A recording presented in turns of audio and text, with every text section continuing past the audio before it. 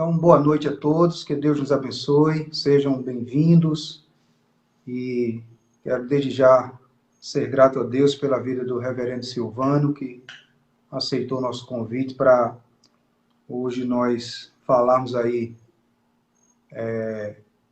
meditar um pouco nas Sagradas Escrituras e dentro dela nós estamos trabalhando os tesouros teológicos da Confissão de Fé. E hoje nós vamos estudar a pergunta de número 17. E quem vai trazer para nós esse estudo é o reverendo Silvano, que é pastor ali na Igreja Presbiteriana em Funcionários 4, e o mesmo também é presidente do Presbitério Sul da Paraíba. Seja bem-vindo, reverendo, que Deus abençoe. Quero aqui começar orando a Deus por nós e pela sua vida, para que Deus esteja conosco nessa noite. Senhor, nosso Deus e nosso Pai, queremos elevar a Ti a nossa voz, Senhor, e Te apresentar as nossas vidas a Ti nessa noite. Toma em Tuas mãos a vida do Teu Filho, do Teu servo, Deus, e que possamos trazer com clareza a luz das Escrituras sobre a vida daqueles que querem crescer em graça e em conhecimento. É assim que te oramos em nome de Jesus. Amém. A palavra está com você, reverendo. Fique à vontade. O que é que você tem a falar aí para a gente desse tesouro, dessa bênção que é a nossa confissão de fé? Amém. Primeiro é um prazer, viu, reverendo Silvano, estar aí com você. Obrigado pelo convite, pela consideração. Eu acredito também pela amizade, né, que nós temos cultivado durante esse tempo. Isso é bom, isso é salutar. Repito, para mim é uma honra de estar juntamente com você, tratando desse assunto que é tão importante para a nossa igreja, né? É a nossa história. Quando nós falamos da confissão de fé, aliás, são 3 documentos, né, que a nossa igreja subscreve, a partir ali daquele trabalho brilhante dos puritanos, onde durante aproximadamente 5 anos e meio, eles reunindo, eles trataram das doutrinas bíblicas que, diante de outros documentos que nós sabemos, saiu aí documentos como a Confissão de Fé de Westminster, o Catecismo Maior e o Catecismo Menor. Esses são onde a Igreja Presbiteriana ela se baseia, né, porque são livros sistemáticos, vamos dizer assim, que expõem com fidelidade, nós entendemos, as Escrituras Sagradas. Quando nós olhamos, e é bom que nós entendamos isso, porque nem todo mundo, quando se fala em catecismo, né, leva-se muito a ideia católica, mas quando você olha para o catecismo, nossos catecismo maior, catecismo menor e a nossa confissão de fé, ela nada mais, nada menos, eu quero afunilar ali aqui para a confissão de fé, que nós vamos falar do capítulo 17, ela nada mais, nada menos, ela expõe as Escrituras Sagradas. Quando nós pegamos as Escrituras Sagradas e nós abrimos, nós encontramos, por exemplo, o assunto de oração em Gênesis, mas nós encontramos também em Apocalipse. Então, é bom que nós entendamos que a confissão de fé são assuntos que reúnem assuntos da Bíblia em um só lugar, onde dá a possibilidade que venhamos a entender com clareza, né, as doutrinas da fé cristã, a doutrina da Bíblia. Então, foram livros que foram escritos debaixo de oração, de muita dedicação, de muito trabalho, por homens de Deus, né, e na época até de outras denominações, mas homens que vieram ali de uma herança reformada de Calvino e dos reformadores, mas que para a pureza da igreja, né, para a pureza da igreja, eles formularam esses documentos, da qual nós seguimos e com muita, vamos dizer assim, fidelidade. Claro que nós temos a Bíblia como única regra de fé e prática, mas é muito bom nós olharmos para a nossa confissão de fé e ver que os homens de muitos anos atrás, do século XVII, eles estavam numa linha de raciocínio, né, diante das escrituras sagradas, porque hoje nós olhamos, né, depois de tantos anos, e vimos que podemos seguir com clareza, né, e com fidelidade esses livros. Então, assim, eu vejo com muito bons olhos, né? E eu acredito que a Igreja Presbiteriana ela deverá seguir nessa linha de pensamento e não deverá nunca sair.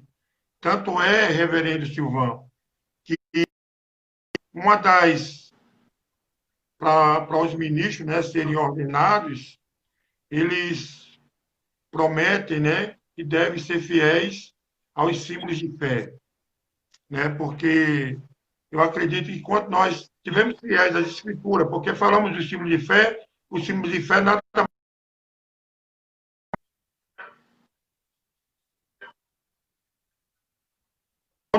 abandonaremos a fé, né? E não cairemos nos erros teológicos, como tantos homens de Deus caíram, né? E aí penderam para o liberalismo, e aí se torna muito perigoso.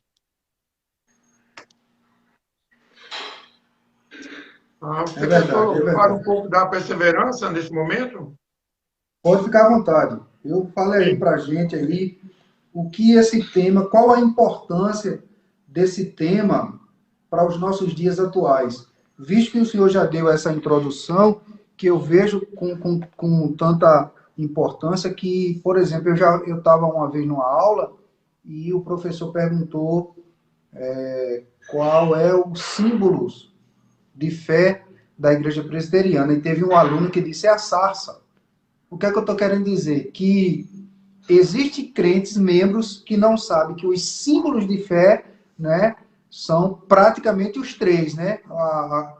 A confissão de fé, o catecismo maior e menor. Isso é o símbolo de fé. Então, por isso que eu fui tocado por Deus para a gente estar todas as quarta-feiras dando aí, que tanto é que hoje a gente já vai na lição de número 17, trazendo, expondo, explicando, mostrando os textos e qual é a importância e a relevância que a confissão tem para a nossa igreja como uma regra, né, extraída da Bíblia para a gente caminhar por ela. Pode ficar à vontade e fale aí para a gente qual é a importância da perseverança dos santos. Para os nossos dias, você fala? Para os nossos dias. Pode ser para os nossos dias, o quanto ela foi, como o senhor já disse, que passaram ali quase 6 anos, né? Para elaborar. Isso. E ela tanto foi importância naquela época e tem a sua importância até hoje, ou até quando? Isso. Olha, deixa eu só trazer aqui uma ideia para eu chegar aqui um pouco nessa questão da perseverança dos santos, no sentido da confissão. Quando nós falamos em perseverança dos santos, e nós estamos falando da doutrina que fala da salvação. É o que nós conhecemos como a soteriologia, né? A doutrina da salvação. Antes de nós, da confissão de fé ser elaborada, essa discussão ela já vinha, nesse ponto, sendo questionado, né? Lá naquela, vamos dizer assim, no sínodo, né? Holandês, o de Dort, né? No sínodo de Dort, quando Armínio praticamente ele morre, né? Jacobus Armínios, os seguidores dele ali no ano de 1610, se eu não me engano, ele morre no ano de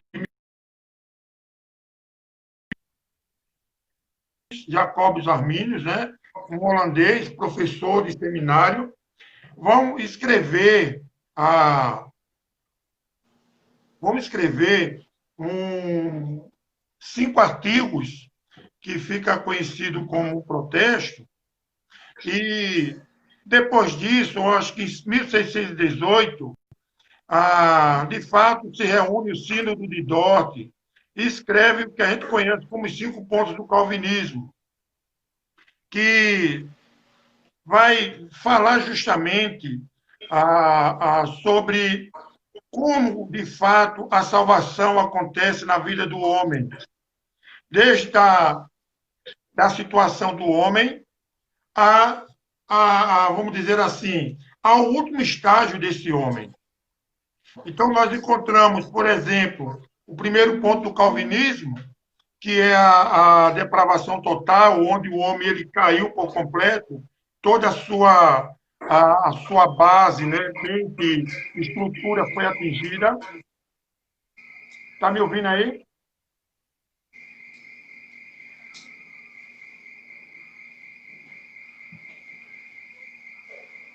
Tá ouvindo aqui, Está tá ouvindo, bom. né? Ok, Tá. eu estou escutando aqui um. Então, o homem agora ele caiu e ele ficou separado de Deus, depravado no sentido de estar morto em seus delitos e pecados, sem vontade própria, sem o livre-arbítrio para a sua, vamos dizer assim, a sua salvação. Ele agora não tem mais um relacionamento com Deus, ele morreu, né? Quando Deus deu a ordem ali a ele, se comeres, certamente morrerás, morte está mútuo. Então, ele come, ele prova da árvore do conhecimento, e ali ele morre espiritualmente, e ele está separado de Deus. E aí nós nos deparamos com o segundo ponto do calvinismo, que é a eleição, né? A eleição incondicional. Deus elegeu de forma incondicional. Aí nós deparamos com o terceiro ponto do calvinismo, que é a expiação limitada, ou seja, Cristo veio para morrer não de forma limitada, mas pelos eleitos. Pelos eleitos. Então o homem caiu, ele não tem mais condições de se salvar, ele não tem mais condições de ter esse relacionamento, ele não tem mais vontade, ele está morto, morto em seus delitos e pecados. Efésios capítulo 2 nos diz isso, que o homem está morto em seus delitos e pecados. E aí, Deus, ele elegeu esse povo, Cristo veio, morreu na cruz do Calvário, e ele fez uma expiação, ele expiou os pecados do povo de uma forma limitada, ou seja, morreu por esses eleitos, né? E aí o Espírito Santo de Deus derramou sua graça, então a graça irresistível de Deus chama esse homem. É o que nós chamamos de a chamada eficaz na vida desse homem. E agora nós temos o quinto ponto do calvinismo, que é o que nós vamos falar, que está com o capítulo 17 da Confissão de Fé de Westminster, que eles expuseram esse capítulo, pensando que é justamente a perseverança dos santos. Ou seja, o homem ele cai, ele está morto seus delitos e pecados, ele não tem mais condições nenhuma.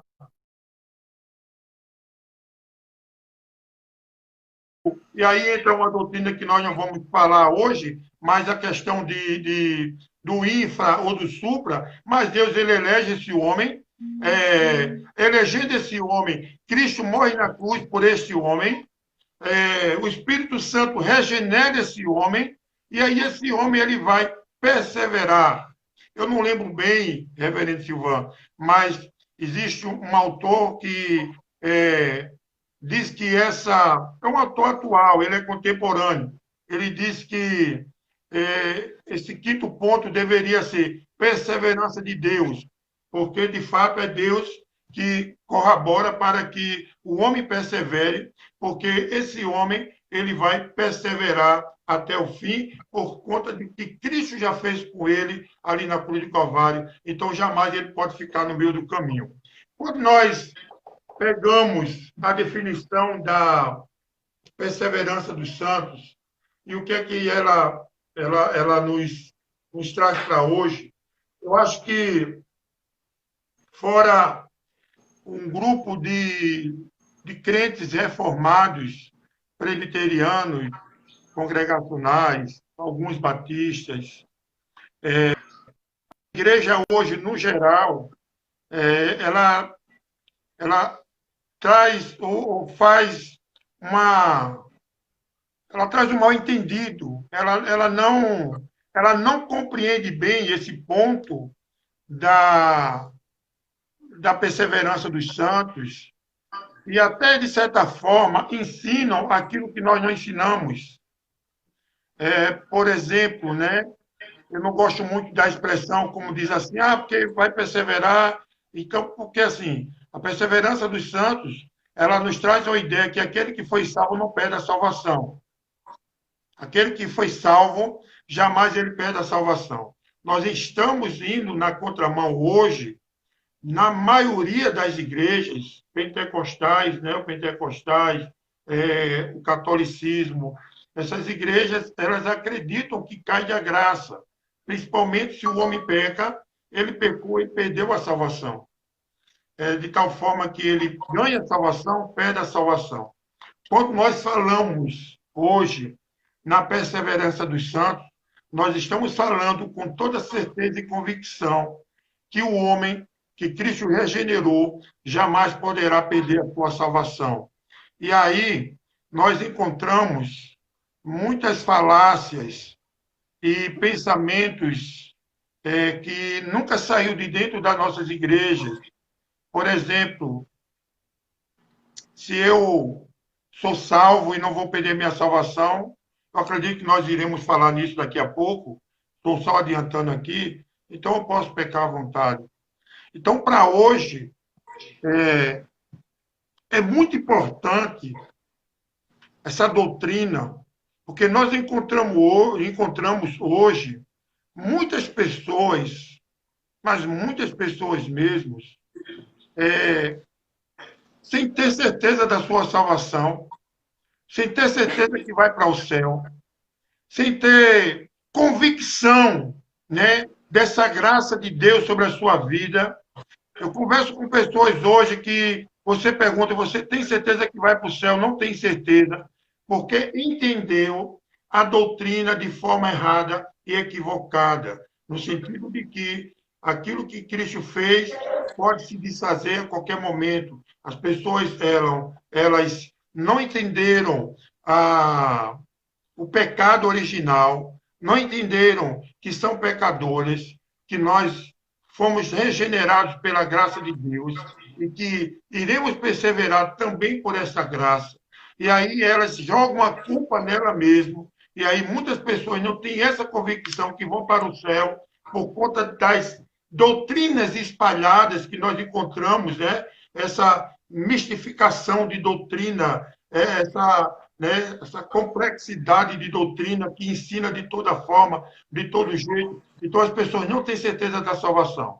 Hoje, para resumir a pergunta, qual é a importância dessa doutrina, né, da perseverança dos santos para os nossos dias?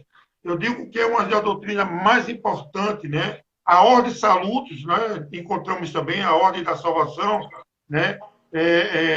A regeneração, a santificação, a justificação, a glorificação são super importantes, mas essa é muito importante porque ela traz uma convicção ao crente de que ele jamais vai cair da graça, de que ele jamais vai perder a sua salvação.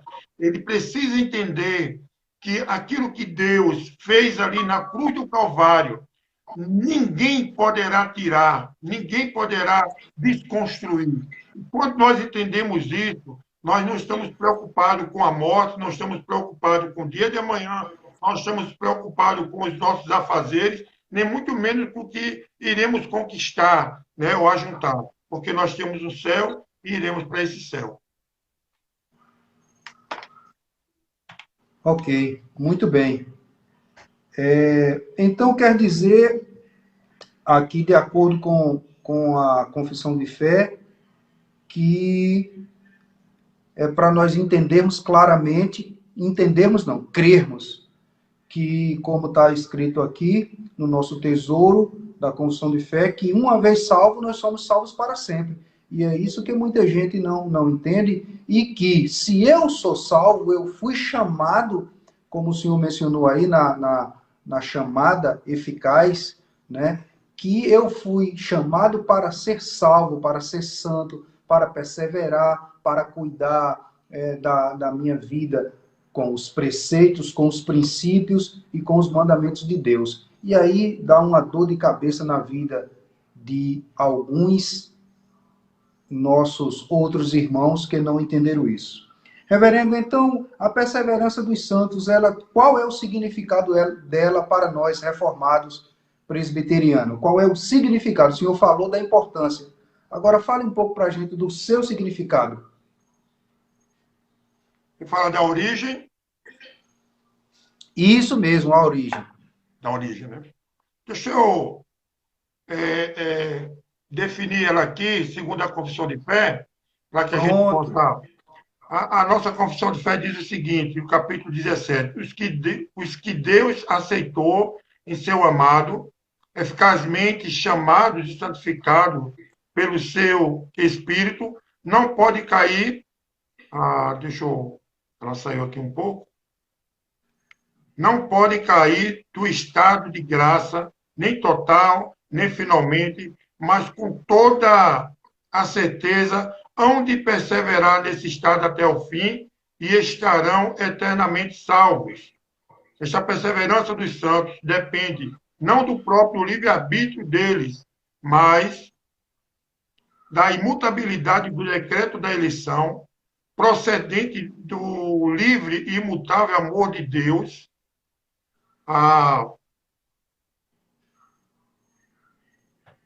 passar aqui.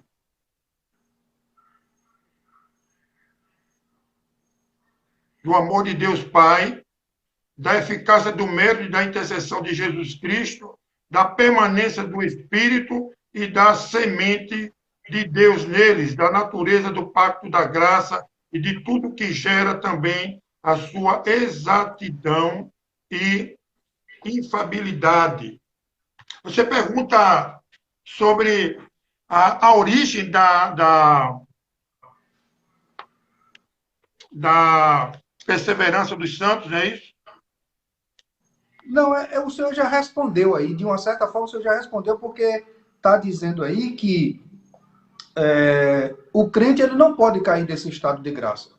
Porque... E está dizendo que, com toda a certeza, ele vai perseverar no estado até o fim e estarão eternamente salvos. Pronto.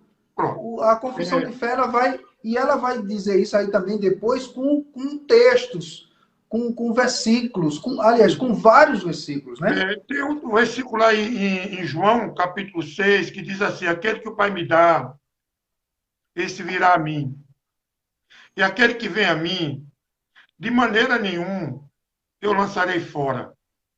Veja, quando nós falamos que a perseverança dos santos é um dos pontos centrais para a doutrina bíblica da salvação, porque nós estamos falando da salvação, que é algo fundamental para a fé cristã. Se nós não entendermos essa doutrina daquilo que Cristo fez, nós iremos, de certa forma, bater cabeça. Eu vou repetir, e não quero ser aqui repetitivo, mas um dos grandes problemas das igrejas hoje, de crentes, é que não tem essa certeza da salvação. Quando nós falamos uma vez salvo, salvo para sempre, na certeza daquilo, reverendo Silvano, que Cristo fez na cruz do Calvário. Veja, as Escrituras Sagradas, ela nos diz, e talvez seja um ponto central para nós entendermos essa perseverança dos santos. As Escrituras Sagradas nos diz que Cristo, Efésios vai dizer que, Efésios não, Filipenses, que Cristo veio, deixou o seu trono de glória, se esvaziou de si mesmo, tomou forma humana. Nós encontramos aí os estados de humilhação de Cristo. Ele toma forma humana, ele ele é morto, né? Ele é julgado, ele é morte de cruz, ele é sepultado. Mas o que Cristo fez ali na cruz, se nós hoje olharmos, né, nós precisamos olhar o seguinte: se eu digo que eu perco a minha salvação, eu estou anulando aquilo que Cristo fez ali na cruz do Calvário. E isso, de certa forma, é muito sério. Está aí a maior importância, a grande importância para nós dessa doutrina da perseverança dos santos é a certeza da nossa salvação. Mas nos remete, reverendo Silvano, à cruz de Cristo. Porque quando eu digo que eu perco a minha salvação, eu estou dizendo que o que Cristo fez ali na cruz do Calvário não foi suficiente. E eu estou dizendo que Cristo não foi suficiente ali na cruz do Calvário, que a sua morte não assegurou a minha salvação. Então, isso a gente fala, né, as pessoas falam, mas é muito sério. E nós precisamos Agora, entender. é interessante, reverendo, o que o senhor está dizendo aí, porque as pessoas que não creem nessa doutrina, os crentes que não creem nessa doutrina, eles creem que Deus decreta a vitória, aí o que Deus decretar, está decretado na vitória. Deus vai decretar uma bênção, se Deus decretar a bênção, está decretado. Deus um profeta aí profetizou que vai ser isso, eles acreditam. Mas não acreditam que a sua salvação é eterna. Que é eterna. Não dá para entender isso fora da Bíblia. Que é eterna. E termina acreditando e, de certa forma, acreditando e se decepcionando. E quando é para acreditar, não se acredita. Então, eu acho que a importância está aí. É nós entendermos que o que Cristo fez ali na cruz do Calvário, ele morreu, a sua morte foi suficiente e ele nos garante, né? Tanto é que quando nós nos deparamos, veja só, capítulo 8 de Romanos, no verso 28, né? Verso 28, 29 e 30, que ele diz assim: por quantos que de antemão, né, conheceu. Deixa eu só ler aqui, reverendo, para Pode ficar à vontade. Pode ficar à Romanos vontade. 8, o 29 e o 30. Veja aí, 8, 29 e o 30 diz assim: porquanto ao que de antemão conheceu, também os predestinou para serem conforme a imagem de Deus, de seu Filho, a fim de que ele seja o primogênito entre muitos irmãos. E aos que predestinou, a esses também chamou, e aos que chamou, a esses também justificou, e aos que justificou, a esses também glorificou. Isso aqui é um texto que nós encontramos a ordem de saludos, a ordem da salvação. E é um texto que nós encontramos uma sequência lógica que não se quebra. Né? Nós temos aqui 5 verbos que ele é uma sequência da outra. Ele conheceu, predestinou, os que predestinou, né?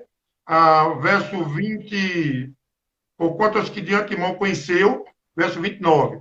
Conheceu, predestinou, 2, segundo verbo.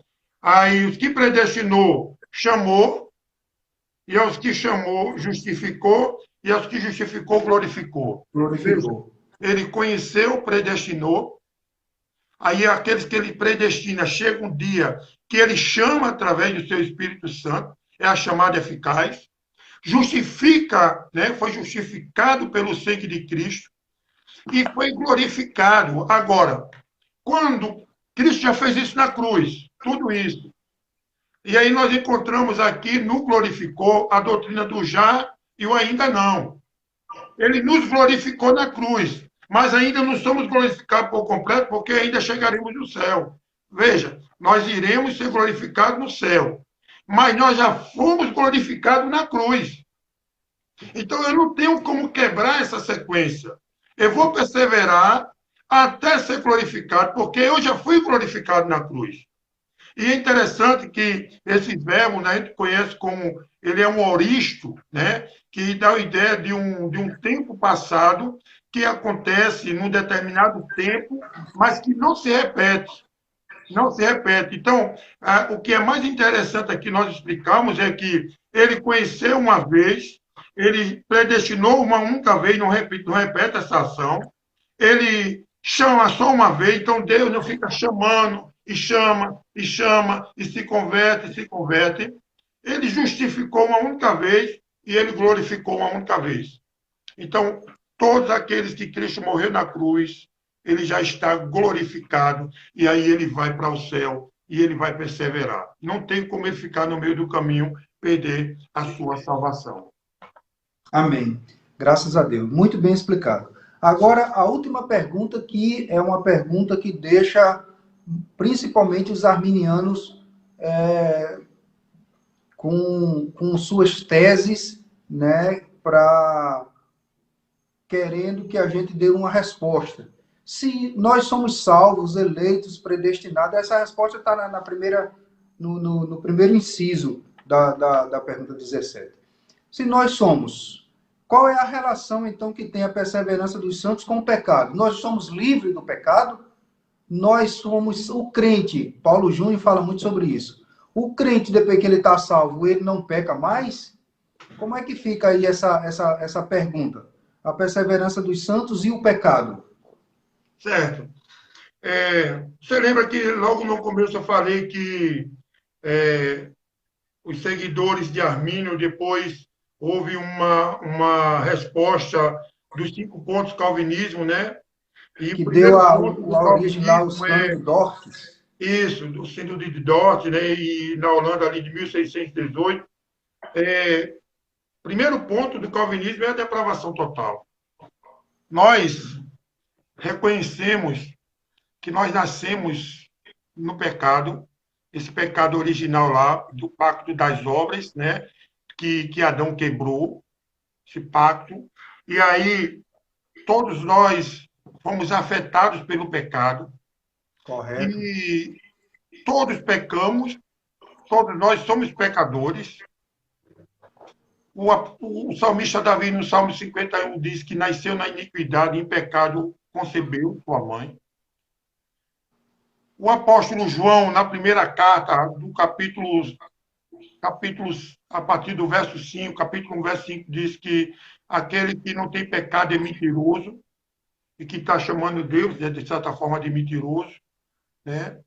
Mas ele diz também, o próprio Davi vai dizer, Davi está confessando os seus pecados, que se nós confessarmos os nossos pecados, ele é fiel e justo para nos perdoar os pecados e purificar de toda injustiça.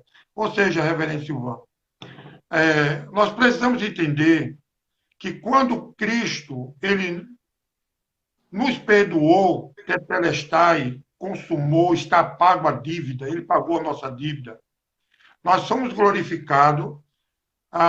Também, no ato da nossa salvação, nós somos santificados pelo Espírito Santo, ele nos santifica, mas ainda nós somos pecadores. Agora, exatamente. Isso é muito, muito fácil de entender, porque a palavra de Deus diz que o justo, o que é justificado por Cristo, ele é pecador, mas ele não tem mais prazer no pecado. Isso. Então, veja. Ele não tem alegria no pecado. Não peca com alegria. Não tem. Ele não tem prazer nisso. O Espírito Santo que habita nele vai automaticamente vai se entristecer. Aliás, as Escrituras dizem que nós entristecemos o Espírito Santo de Deus. Então, todo aquele que de fato foi regenerado, justificado, santificado, ele deve buscar uma vida de santidade, viver uma vida de santificação, sem a qual ninguém verá o Senhor. Ele deve fazer isso de tal forma que ele não tem mais prazer no pecado. E o pecado, na vida dessa pessoa, deve ser um acidente. Agora, se uma pessoa que diz que é crente, que é salvo, que anda com a Bíblia debaixo do braço, fala uma linguagem bem, anda com a Bíblia debaixo do braço, diz que é crente, mas vive na prática do pecado, ela gosta do pecado, ela não tem temor, ela não tem, ela vai pecar automaticamente. Essa pessoa, nós podemos até afirmar que ela não nasceu de novo. Nunca Porque foi o que é que salvo, nós né? afirmamos? Nós afirmamos que se nós vamos perseverar até o fim, todos nós que perseveramos até o fim, nós somos pecadores, mas nós não temos prazer no pecado, porque o Espírito Santo mudou isso nas nossas vidas. Nós pecamos, mas é como um acidente. Capítulo 2 de 1 João diz assim: Filhinhos meus, essas coisas eu vos escrevo para que não pequeis. Mas, esse mais aí, adversativo é: se todavia, se por um acaso, por causa de um acidente, vocês pecarem, temos um advogado junto ao Pai. Jesus Cristo justo. Ele é a apropriação pelos nossos pecados.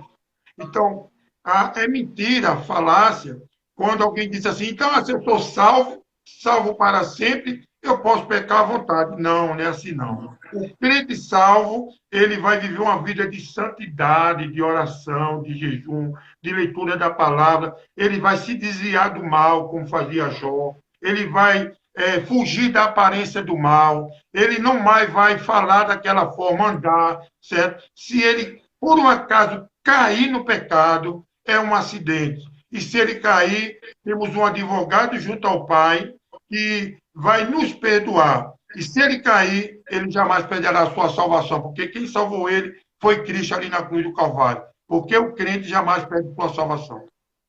Amém. Uma vez eu estudava no seminário lá em João Pessoa e tinha um professor lá que faleceu, acho que em 2018, Dr. Russell Shedd. E perguntaram ao Dr. Russell Shedd, e que ele é um batista, e alguns batistas são arminianos, e perguntaram a ele como era que ele entendia a questão de salvação, se perdia. E Dr. Russell Shedd disse, olha, a salvação só se perde se for a Cristo que não te salvou. Agora, se foi Cristo que te salvou, jamais você perderá a sua salvação. É um homem de Deus. É um homem de Deus. É um batista crente. É crente, era crente. Foi pro Glória a céu. Deus. Esse aí Pois é, perseverou até o fim. exatamente. É um exemplo de vida para nós, esse grande homem de Deus. Então é isso aí que precisamos entender, muito bem explicado, e perseverar como crente, guardando a sã doutrina, ficando na presença de Deus e caminhando com as Escrituras. Reverendo, muito obrigado pela participação, que Deus abençoe. Eu quero Amém. deixar o senhor aí com as suas considerações finais e nossa gratidão a Deus pela sua vida. Amém. Obrigado. Eu queria só concluir. Claro que nós não tem esse assunto, ele é muito extenso, né, reverendo? Isso é só um bate-papo que dizendo Exatamente, que aquele que Deus chamou, justificou, ele vai perseverar até o fim, ele não perderá a sua salvação, mesmo que ele pecar, né, porque nós esquecemos de falar desse ponto, mesmo que ele pecar, no momento certo, Deus chama ele, porque ele não perderá, porque ele pode pecar, ele pode até sair da igreja, ele pode sair da casa do pai, feito o filho pródigo. exatamente. Ele saiu da casa do pai, mas no momento certo, o Espírito Santo vai trazê-lo de volta, mas ele jamais perderá a salvação. Ele sofrerá as consequências do pecado, como todos nós sofremos as consequências do pecado, as disciplinas que devemos ter, até mesmo da parte de Deus, mas jamais perderá a salvação. Eu queria terminar somente com um textozinho que eu li certa vez numa Bíblia de estudo pentecostal. Eu tenho tempo para. Tem um tempo, não. Tem, fica à vontade. Quando eu cheguei na guia presbiteriana, eu fui convertido, né? Eu tenho que dizer, fui convertido, né? Eu ia ter a ideia de dizer, me converti, fui convertido. E aí eu queria uma Bíblia de estudo, e aí eu peguei, fui comprar uma Bíblia, e a pessoa lá disse, oh, essa Bíblia aqui é muito boa, né? Aí, Bíblia de estudo pentecostal. Não tinha Genebra lá não, era? Não, na época não tinha ainda, não essas livrarias assim são tendenciosas, né? Os camaradas já estão tudo de terno e gravata lá quando a gente chega. Aí levei a Bíblia para casa. estava no quartel ainda, lendo e lendo e lendo e lendo e lendo a doutrina e aprendendo e tal. Aí chegou o irmão do Pentecostal, da Assembleia, e falou uma coisa, falou a seguinte coisa para mim. Ah, você é crente agora? Eu sou crente. Ah, que bom. Qual a igreja? Eu disse, presbiteriana. Aí ele disse, ah, você está naquela igreja que tem a doutrina diabólica. Uma vez salvo, salvo para sempre. Veja só o pensamento das pessoas aí Misericórdia. fora. E de uma pessoa que é presbítero, que ensina na igreja. Você é daquela igreja que tem uma doutrina diabólica. Ora, Misericórdia. como é que uma doutrina dessa ela é diabólica se ela está explícita nas escrituras sagradas, onde nós encontramos textos que nos garante que jamais ele vai nos abandonar, que a morte de Cristo ela é eficaz e nenhum vai se perder, né? Ele vai dizer isso. Pois bem, e aí eu cheguei em casa, eu peguei a Bíblia, fui ler Romanos 28, 8. Quando eu cheguei, sempre tinha alguma coisa no rodapé, né? Só que em Romanos 28, na Bíblia Pentecostal, tinha um estudo sobre a predestinação. Eles acreditam não é na predestinação, tem um nomezinho lá que eles dizem. Na presciência de Deus, né? Presciência, que Deus, ele sabia quem ia negar ele antes, né? Aí por isso, então ele tem sabia que já ia abrir o coração e ele já sabia disso. Mas é o homem que abre o coração e deixa Jesus entrar. Não é o Espírito Santo que convence, não. Eles acreditam aí. Aí eu fui lá. Rapaz, veja só a ideia, viu? Que a eleição e a predestinação é mais ou menos assim. É um barco onde Jesus é o capitão desse barco. O barco sai de um lago, vai para o outro lago. O outro lago é o céu. Essa viagem é o que nós estamos fazendo. Jesus é o capitão. Os eleitos é o que estão aqui, dentro do barco. O predestino é o local.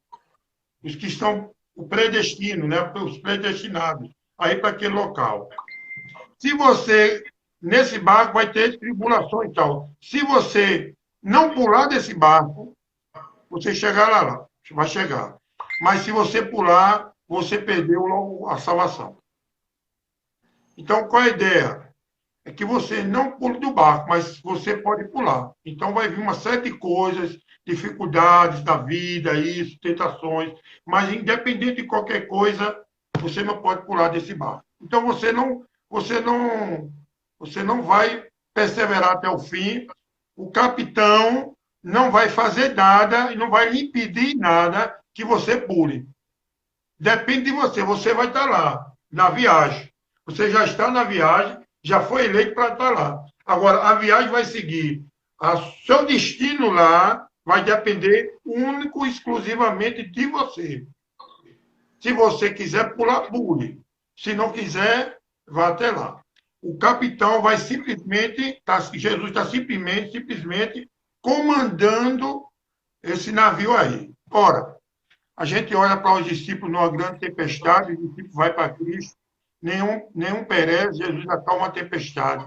Ora, se eu estou num navio com Cristo, jamais Cristo vai deixar ninguém perecer nesse navio, numa viagem com Cristo.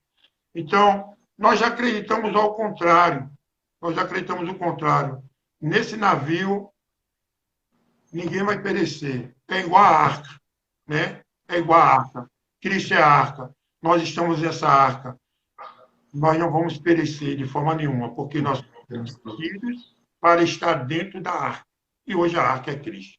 Então, vamos perseverar até o fim. Se pecarmos, Cristo vai nos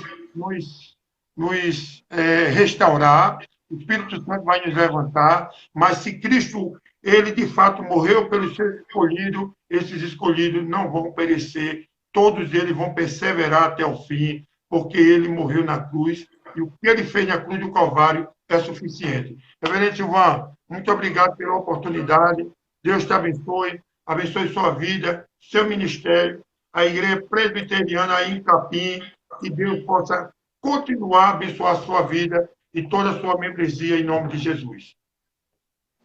Eu que agradeço, reverendo. Eu que agradeço, senhor, um homem ocupado, né, presidente do presbitério, aí tem sua igreja, sua família, tantas ocupações e reservou aí esse tempinho para estar nos abençoando aí com as suas declarações e confirmação de sua fé baseada na nossa confissão. Eu que sou grato a Deus pela sua vida e pela nossa amizade, né? Que Deus abençoe aquele que nos apresentou, presbítero Edilson, né? Irmão Edilson, né? E já estou, né? Botando lá na frente, né? Que foi quem fez essa ponte, e aí surgiu essa amizade entre nós e a nossa família, e isso tem dado frutos para a glória de Deus. Amém. Muito obrigado, Amém. que Deus nos abençoe, e vamos preparando nosso coração aí. Falei com Paulo César hoje, viu?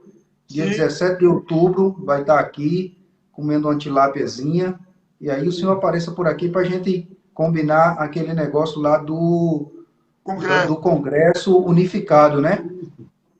Isso. Eu quero acertar com ele, porque eu estou precisando fazer já o cartaz para ir divulgando, Então, eu gostaria de, depois que você visse com ele, se tem disponibilidade, porque a gente já vai confirmando aquilo, bota na agenda e a gente vai divulgando. A gente conversa sobre isso aí. A gente conversa.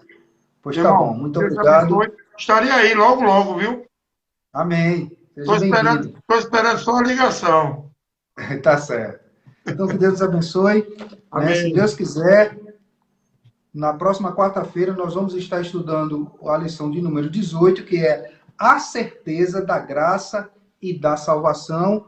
Nós teremos mais um convidado que é surpresa, né? E aí nós vamos estar aí estudando a palavra de Deus. Reverendo, eu queria pedir ao Senhor que nos despedisse orando a Deus e agradecendo. E eu quero avisar a quem está nos vendo e quem vai nos ver ainda depois, que domingo à noite, né, ali na rua 15 de...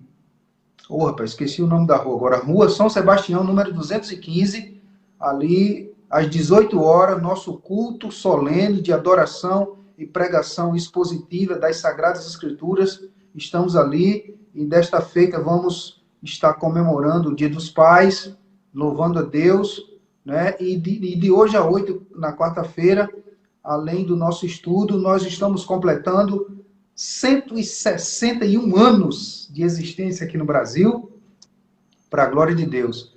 Amém. Então, é esse o recado. Reverendo, ore aí a Deus, agradecendo por esse momento em nossas vidas. Amém. Vamos orar.